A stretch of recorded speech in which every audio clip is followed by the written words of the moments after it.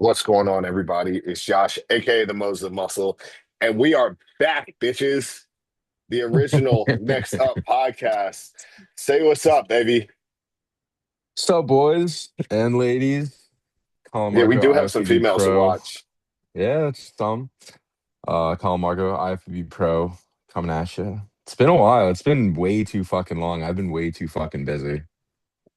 For real. I keep trying to just put them out, whether they're solo or just somebody else, but just try to keep them going so that people don't forget that this is a thing.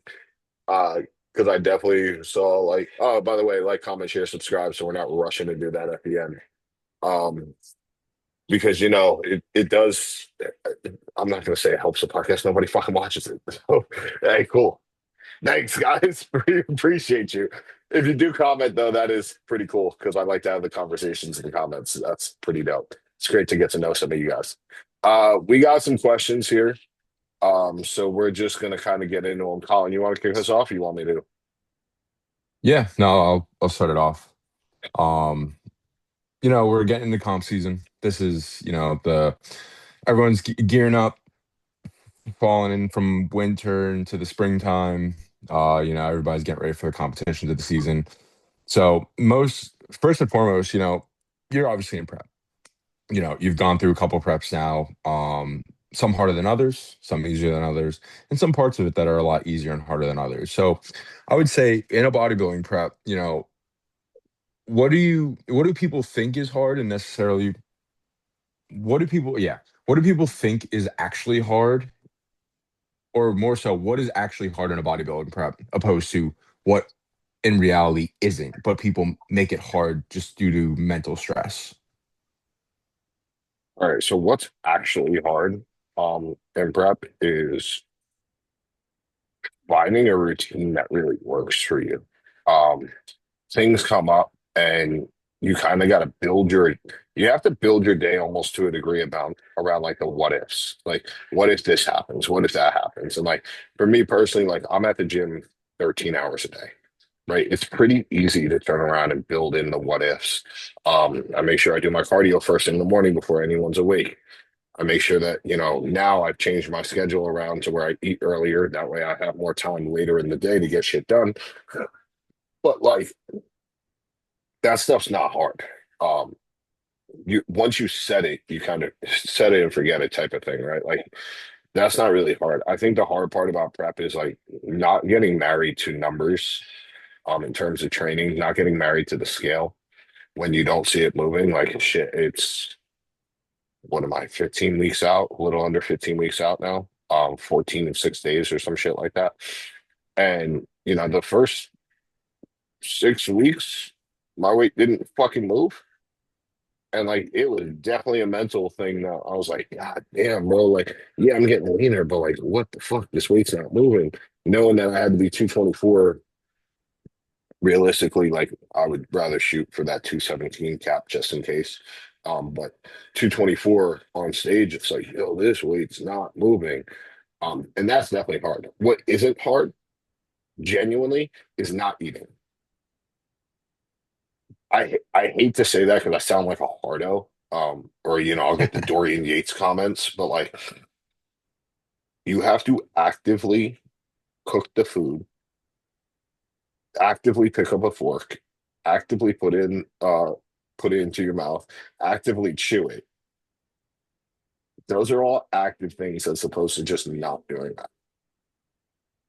Right. Like, especially now in today's day and age with Retta, cagrilintide, and trizepatide, I forget what the first one's called other than its brand name, semaglutide.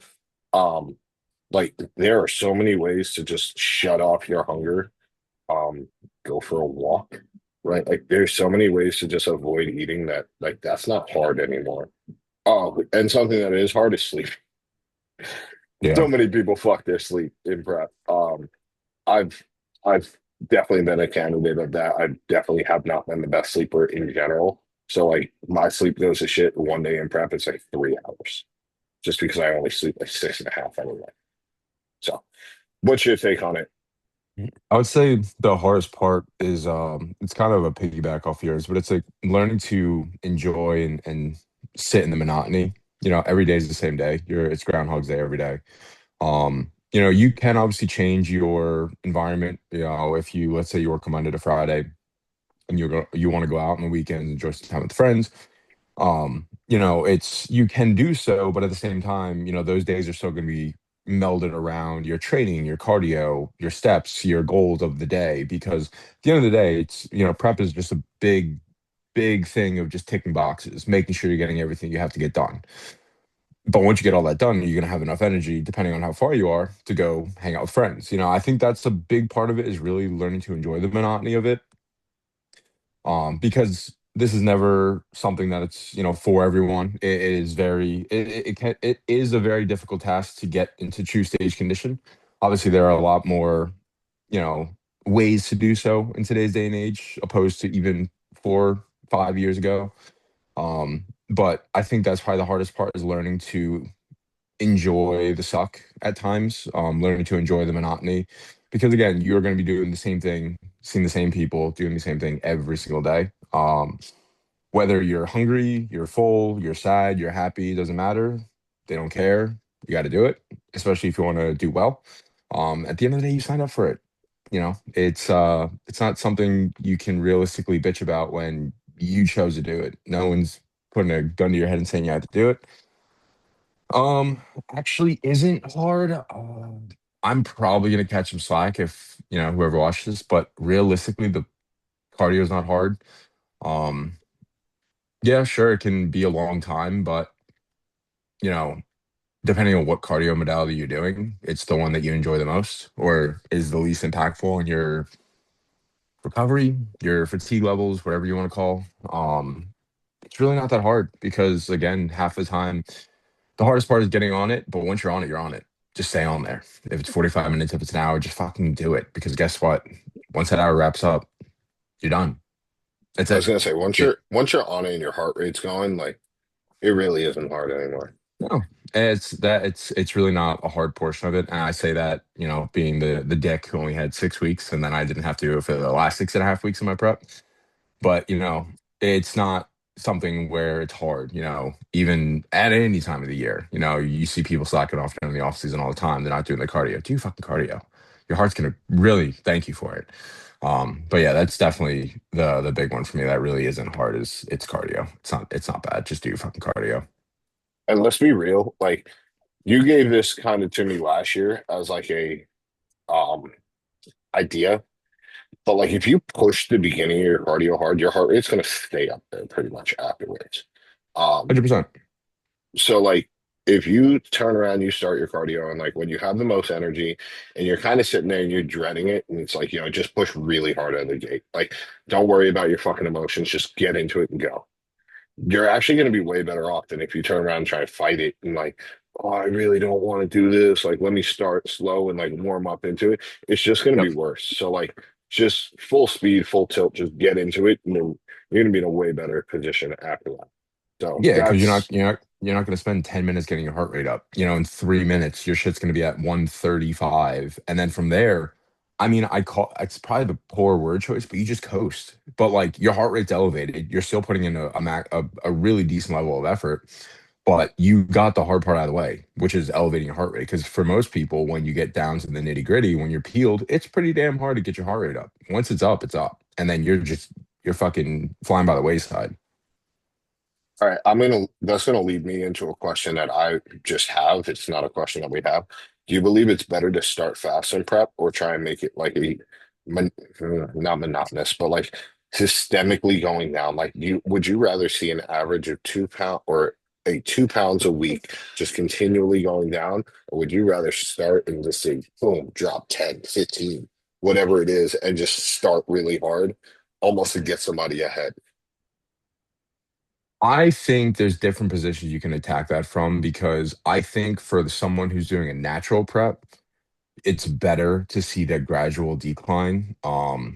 Just for the sake of again sustaining training performance, sustaining fat loss, not putting someone in a hole because they don't have levers to pull as a natural bodybuilder. If you're doing it complete bare bones, not throwing in some bullshit, then pulling it out later on and cheating the system, you go and you have that gradual decline over 20 weeks of prep. And, inevitably you're still going to be, gaining levels of fatigue, but it's not going to be, you're not going to have this hole to dig out of when you're 8 weeks out and there's no modality to do so. It's either giving more food or doing less cardio. Whereas an enhanced athlete, I feel like you can attack it pretty aggressively from the front, where again, whether it's intensity of cardio, more so length of cardio, that you can get pretty aggressive with the fat loss because you have the recovery modalities to do so. You have whatever AAS is in position. You have any sort of fat burners in position, um, in which that these will do a lot of the fat burning for you. They will help you with your recovery as it is, and I feel like you can get away with it for the sake of also muscle loss. Because again, as a natural, if you get too aggressive, you can see yourself wither away. Not to say that that doesn't happen with an enhanced athlete, but at the same time, it is something in which that in the beginning you have so much fat on your body in which that it can just pick away from the fat. Obviously, if your training is out of whack and you're training like a pussy, that's a different question where I'm not getting into it. But if you have all this excess energy on your body to give up, I can see getting aggressive from the front, getting ahead, and having the ability to pull cardio for a week, for a couple days, giving you a diet break, giving you a cardio break, deactivity day, whatever the case may be. Down the line, when recovery is kind of shit, and your sleep's kind of taking a hit, but you have that opportunity because you've built up a window of time to do so, in which that in a natural athlete, those windows, again, it can be done properly, but I think it's something in which that I'd prefer to do so with an enhanced athlete, get ahead earlier and get after, like you said, 10, 15 pounds, 20 pounds in a month, that you can get away with it. But again, once you start getting to the nitty gritty of prep, you're 4 weeks out and you're dropping 5 pounds a week. That's tissue just kissing your ass goodbye. So I agree with the enhanced prep, but I disagree with the natural prep. Um, Okay. in all seriousness, the natural prep should be longer to begin with. Yeah. So I almost believe that you should be, not almost believe, I do completely agree with the fact of you should pulse the fat loss races. If you got a natural guy, realistically, like for anybody natural out there, first and foremost, why? Um, it's literally more unhealthy to do a natural prep than it is to do an enhanced prep, just from the factors of your hormones crashing, your thyroid hormone crashing. Um, genuinely, like, kind of sit there and think about this shit. But when you're sitting there and you do a natural prep, a minimum of 24 weeks, you should be in prep for half the year because you need to ensure that you're not having any sort of muscle wasting. I would say that that breaks your prep up into 3 8 weeks, or realistically 4 sessions, right? You have a 8 week fat loss session, you have a 2 to 3 week kind of just rest reset, you have a 2 to 3 week dig or a 6 week dig. I guess it's more like five. Then you could have a, or six really. You could have a 2 week reset, a 4 week dig, and then a 2 week just kind of base it out. Try and make sure that you have your best look on stage. Um, don't take that for verbatim that it has to be that. Obviously, sometimes things fucking change. But I think that you should still come out of the gate hard. When you have ample amount of body fat on your body, you are not only going to be able to produce more effort into the fat loss, but you have a higher chance of keeping the muscle because you have this stored energy that you're not getting from food. So that's going to keep your body in a better position to turn around and actually burn the fat off and keep your training at a high part, so, or at a high level. So then when you're sitting there and you get past that point and you're starting to feel a little dragged down, now you can increase food a little bit. Yes, it might only be for a week or two, but then you can turn around and go back into digging and you're not going to feel quite as shit. So Yeah. that's my opinion on the natural bodybuilding. Now, because I think that we don't get a lot of views, and honestly, I don't really give a fuck if I give the actual real what I would do in a prep. We're starting a prep, and the person is, let's say, 20 weeks out, um, and they're enhanced. I am ramping up Clen. I'm ramping up uh, any of these like peptide mitochondrial enhancers, MOTS, Reta, all those. Like those are going to get to peak titration levels pretty quickly in the first couple of weeks. Cardio is going to be high to start because I want to see how much weight we can kind of rip off in the first 4 weeks.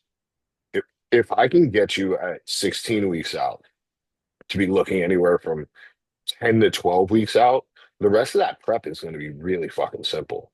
So we might start at 40 micrograms of Clen in week one, first 4 days, ramp up to 80 by the end of the second week, and then be at 120 by the end of the third week, right? Like that would be probably peak where I would go with Clen, maybe 100, depending on how the person tolerates it, obviously. Yeah. But I'm going to push that pretty hard in the beginning to then be able to pull it out or pull it down. You don't need to be on 120 micrograms of Clem the entire prep. I was looking back at previous preps for me at this point because I've done the same show 3 years in a row, right? So I have very serious timelines of looking at where my drugs are at and things like that. First prep, I was on 100 micrograms of Clem at this point already. 37.5 T3, 150 T4. Second Fuck prep, me. I was on 50 T3 at this point, and 40 micrograms of Clen and 40 minutes on the stairs doing intervals.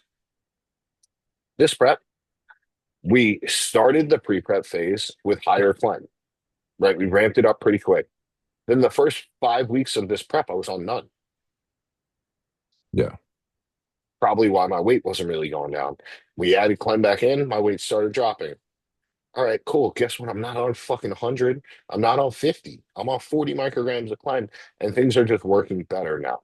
So I do Yeah. believe that there is a time and place to kind of ramp those things up. And honestly, when you are fat and your gear is starting to kind of saturate in, that's when you're kind of the healthiest you're going to be in terms of getting on cycle and prep. Obviously, your blood work's going to look better towards the end of prep if you're not an idiot. Um, but if you're, have something in between your ears, or your coach has something in between your ears, your blood work should look pretty solid at the end of prep, just because you have no visceral fat, right? Um, yeah, your liver enzymes are probably going to be shot. Your cortisol might be pretty high, but like generally, you should be in a pretty good spot. So pushing hard out of the gate and then being able to pull back. So the last 4 weeks of prep, like you're not on any Clen, you're not doing cardio, you're not going to be overly fatigued. You're going to put a really good look on stage. So I do believe that you should push hard as fuck with an enhanced guy, and with a natural guy, you still should push hard, but it's not going to be, you know, you can't pull the Clen. So you're probably not doing an hour, 20 minutes of cardio straight out the gate, right? Like I wouldn't suggest that for anybody to start off with 120 minutes of cardio, or an hour and 20 minutes of cardio. But like genuinely, you should still push out of the gate pretty fucking hard. So that's my opinion. Um, Shit, you can even start a prep with trend, but like that's unheard of, right? Like it depends on how you tolerate the shit. But like genuinely, Yeah. 7 milligrams to cover the glucocorticoid receptor as you're pushing the cardio up, because your cortisol is going to be high just from the shock of the system, making sure that you're not able to turn around and have really high cortisol. And then again, you pull it out. That's the beautiful thing about this. There's no rules, so you can turn around and use different compounds. Like polypharmacy is a thing. People bastardize polypharmacy, but there's different things that you can do to mitigate the effects of other things, Yeah. and 100%. effects in the terms of Broderick Chavez, where there's no Broderick. such thing as a side effect. Yeah. So that's my 6 cents on there, because we don't use pennies anymore. Yeah, no, I mean, it makes total sense, especially when you come from a very open-eyed perspective of it. It's funny to me because even my first coach, he was very, X amount of weeks we're going to put this in, X amount of weeks we're going to do this, X amount of weeks. He mapped out my entire prep, which is a fucking huge red flag I never knew about when I started this whole bullshit, because you don't know. It's week by week, it's There day by should be an day, everything idea. changes. Yeah, There should but be a it's not brief set in idea. stone. But it's not a set in stone thing in which that this was set in stone. Like what he said is what we did. Um, and no matter what, I wasn't in stage condition. I was fucking 6 weeks, 7 weeks out on stage. I was fat. But I mean, again, there's many ways to skin a cat. It's just a matter of how your coach goes about it. But at the end of the day, whatever coach you pick, trust them. sit in it. If they bring a shit package, find a new coach. It is what it is. It's very simple. It's very easy. It's a business. If you don't like your package, move on. Um, yeah, I don't know. There's many ways of going about it, but the biggest thing at the end of the day, trust the coach, trust what they're doing. I know you trust yours, I trust mine. That's a good thing. That's positive in the world because, I trusted mine when you had some questions in the past, and I'm very happy to see that you are fully dove into the full trust of the person taking hold of your life at this point in time. Yeah, I'll tell you the God's honest truth. I didn't trust this motherfucker when my weight wasn't going down. I don't care, right? Like Joe might watch this, he might not. I fucking love Joe. But yeah, I definitely had questions. But guess what? At the end of the day, like there is to a degree in prep in being coached and being a coach that you want the athlete to have a blind faith in that you are going to do it right. And that was what I had. I sat there and yeah, I had questions. That's not my place though. My place is to be the athlete. Follow the plan that's laid out. Do the absolute most that I could to be the best athlete that I can be. And guess what? It's worked out. I have not been sharing pictures. I don't plan on sharing pictures right now. I look pretty fucking sick. I'm not gonna lie to you. And again, I am probably projected to be at least 20 pounds over my previous stage weight. Like we've talked about it. We're sitting there probably thinking about 220 on stage. I was 198 last time, brother. It's a completely different body. I should kind of have questions because I'm used to these two preps where I got down to way too low. This Yeah. prep is about staying big. It's going to be different. There should be questions, but guess what? There needs to be a point where you're sitting there and you're not trying to question your coach. You might question what's going on, but it's not a question of, oh, I don't trust him. I'm not going to figure out what I'm doing. Like he's not doesn't know what he's doing. It's a question of like, oh, why are we doing this? I'm going to do it anyway, but like, what's the purpose? And that's fair, but it's how you come off. If you ask that question or I genuinely think that you should, if you have questions like that, you should probably wait until the end of prep.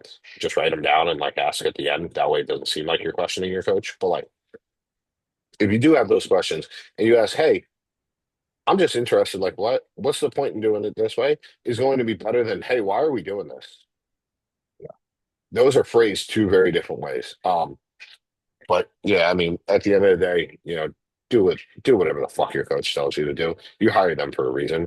And realistically, you don't go into a prep with a coach. If you've worked with a coach in the past, like in an off season, you don't go into a prep with said coach with the idea of this isn't going to work, right? Like you're moving forward with that coach because the off season worked well. Perfect example. That's why I went into the prep with Dino.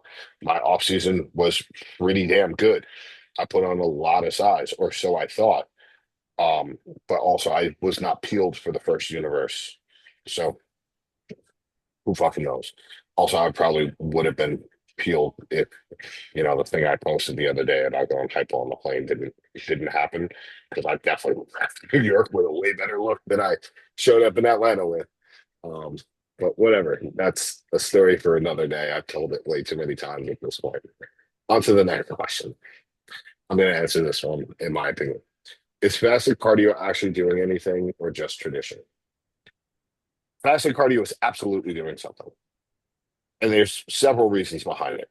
Again, we can go enhanced versus natural, but base, you are taking when you have the most amount of energy in the day after sleeping, and you are now going into probably the thing that's going to move you forward the most in terms of you're going to be more insulin sensitive for the rest of the day. You have the energy to put into the cardio. You can push yourself a little bit harder. If depending on the federation, you can use things like Yohimbine. You can leverage caffeine. Um, you can leverage L-carnitine, kind of. They say that you need an insulin response to use L-carnitine. Yeah. I kind of disagree with that, but it depends on if it's an injection or not.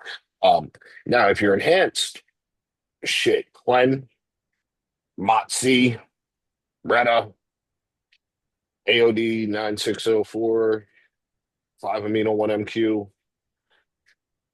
fuck, BAM 15, DMP, whatever the fuck your poison is. Oh my God. Yo, there's been a lot of people talking about DMP. I've Again, been that's a seeing topic it. for it. That's a topic for another day. I am not comfortable using DMP. I am not comfortable putting somebody on DMP. But Fuck Band no. 15, I would experiment with, if times came to that. I don't think I need it. Um, but shit, there's a lot of poisons you can use that are going to either cause you to burn more fat or have your mitochondria uncouple. SLU, that's one of my favorites. We know that.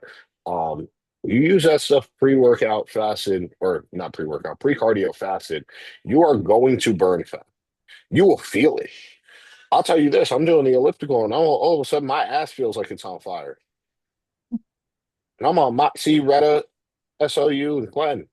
I'm like, the fuck just happened? I go into the bathroom the next day, like try to check out my glutes, or I go into the posing room, check out my glutes. There's a little bit more lines, and I'm like, shit, I did burn some fat off my glutes. So I definitely think that there is merit to fasted cardio. The only time I would say there's not is if you are in the dog days of prepping your natural. You're Yeah. just getting your ass kicked. Like you might want to go into that a little fed. You might want to just do it after you train.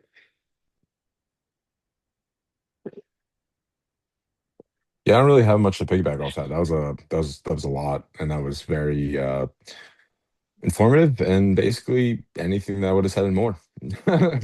Cool. I mean, honestly though, it's like, but also the small little, I love my little caveats. It also kind of shapes your day. It's out of the way. It's done. It's the first thing you do when you wake up, and you're done. And now you have the rest of, I don't know, 16 hours. That's a long fucking day, but 16 hours to do whatever the fuck you please, and you don't have to worry about cardio. You just got to train if it's training day, and you got to eat and or not eat. That's the biggest thing. And that's really one of the biggest, hardest things to get out of the way, but it's not really fucking hard.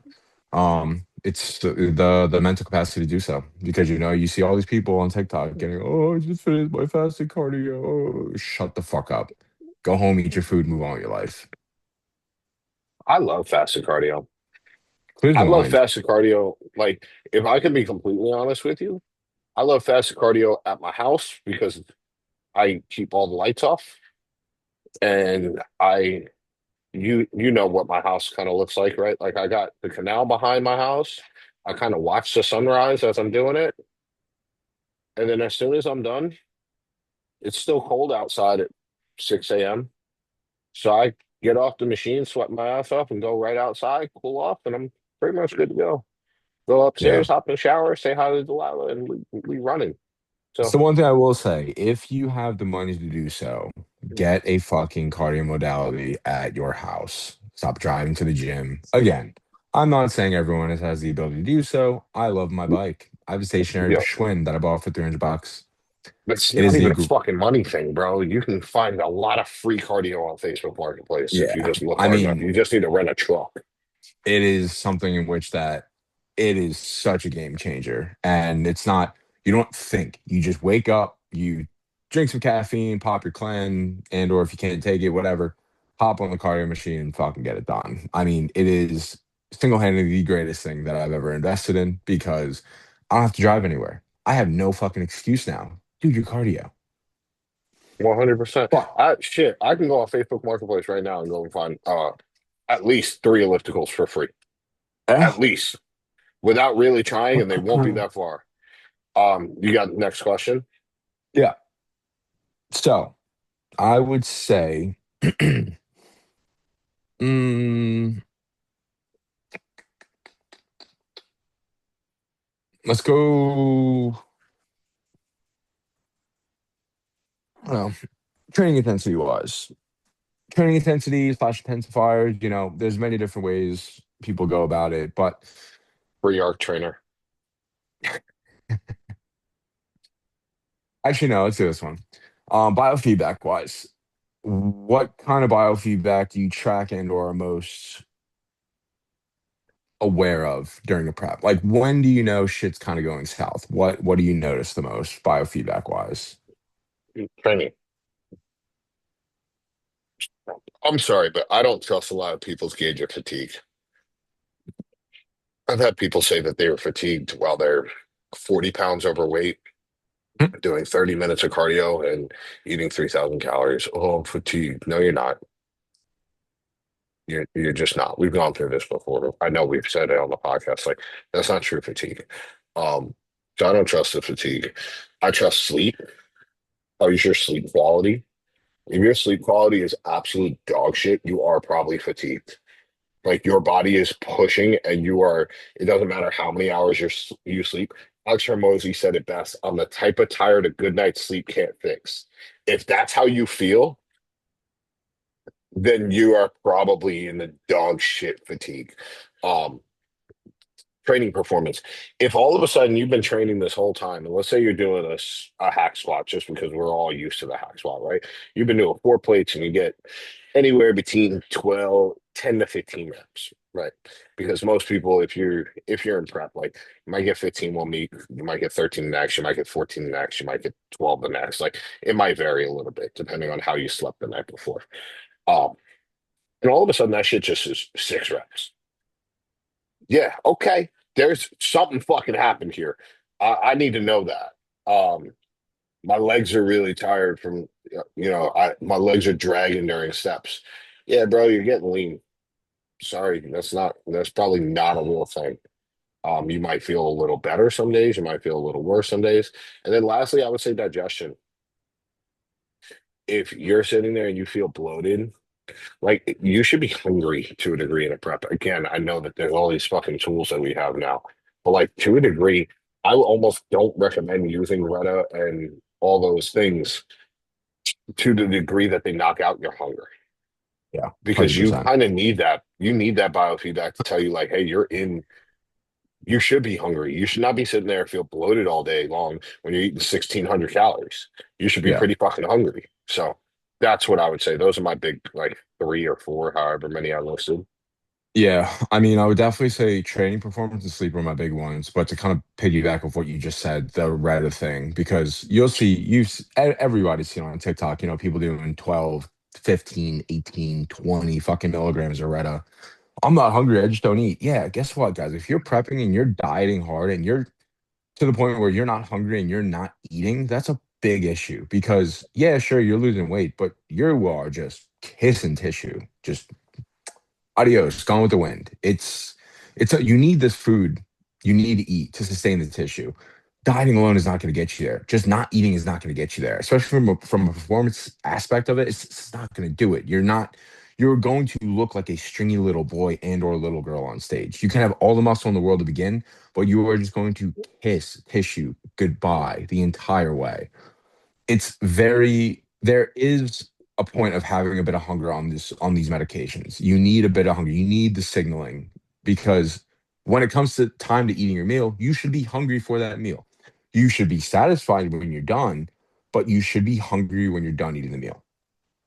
Anyway, especially when it comes to training, to your point, hack squat. You get on there, like you said, you do 4 plates for 12 to 15 reps. If you're on your second to last warm-up set and you're on 3 plates and you turn it into a working set because it's extremely heavy and you get like 8 reps and you're like, what the fuck happened? Yeah, it's a big one. You're overly fatigued. And again, to your point, when you said about the steps, there is a little bit about that because again, I will be someone who looks at it from a very outside perspective and be like, if it feels like your feet are fucking 20 feet behind you, that could be a bit of an issue.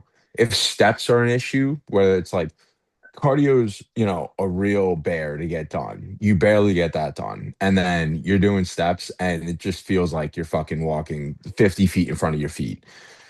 Yeah, that definitely could be a huge sign. And then sleep is the biggest one of them all. Obviously, there are some compounds for enhanced athletes that can affect your sleep, whether it be cleanse, trend, whatever it be. But if you're getting no sleep whatsoever, quality of sleep is shit, not remming, and again, your sleep's going to go to some form of shit, or more so, the length of sleep is not going to be there. We all know we wake up at like 4:45, 5 o'clock in the morning on prep. It is what it is. You don't really get these deep, lengthy sleeps. But if you're sleeping like shit and you can't rest, you can't recover, and you're just getting beat to shit every single day. Yeah, I mean, maybe a diet break, maybe a day activity day, maybe a couple deactivity days, maybe a couple refeeds in a row. Again, just to fill those stores, really refill any sort of like deprived energy systems that could really utilize the extra food. And then most of the time, if you're in true fatigue and that happens, you'll get a couple refeeds, you'll have some day activity days. And most of the time people are gonna see a big old drop in fucking on the scale, and that's just purely inflammation. You're holding just so much fucking stress in your body. But again, it's if you're truly fatigued. A lot of the times when people say you give them refeed, they jump 6 pounds. You're like, yeah, you fucking didn't need that at all. All right. So with that said, we will wrap this up because we got less than a minute left. So thank you guys for tuning in. We will try to make these more consistent. Uh, from me at Pivot Gym, we're signing out. Peace. Peace.